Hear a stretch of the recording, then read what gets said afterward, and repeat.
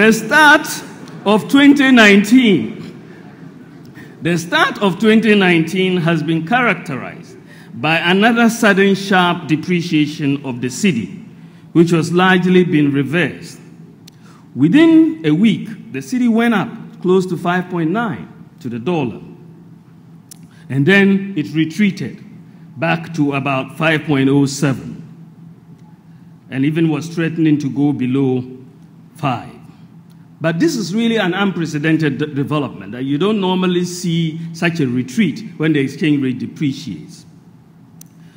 And this was also, and you see within, in the next graph, when we look at the cedi-dollar exchange rate, that you will see that in this period when there was a reversal in the cedi depreciation, the Bank of Ghana had not intervened in the market.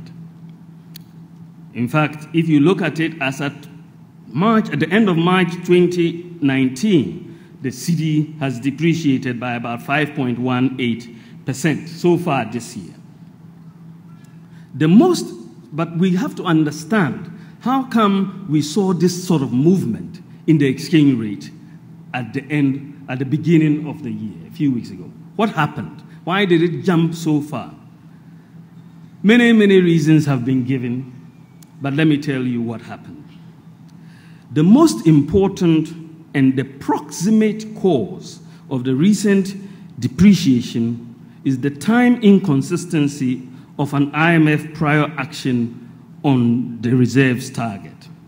At the end of January, as part of the 7 prior actions to get to the IMF board and the completion of the IMF program, the IMF gave Ghana 7 actions to complete before March 15. 7 prior actions that we had to meet.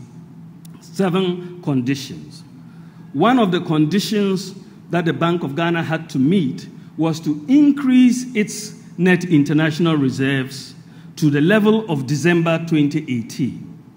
To increase the net international reserves, however, meant that the Bank of Ghana could not sell any foreign exchange in the market. They had to essentially hold their hands to the back and could not intervene on the market during this particular period. So demand for foreign currency was not met by supply as normally happens on a day-to-day basis.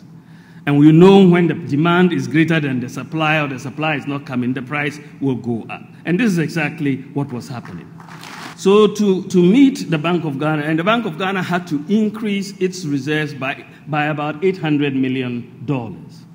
And this explains, what was happening. So once the reserves target was met, we then had the IMF board meeting on March 20th, which passed Ghana. So this partly explains why the cedi came under such pressure. It was the primary reason.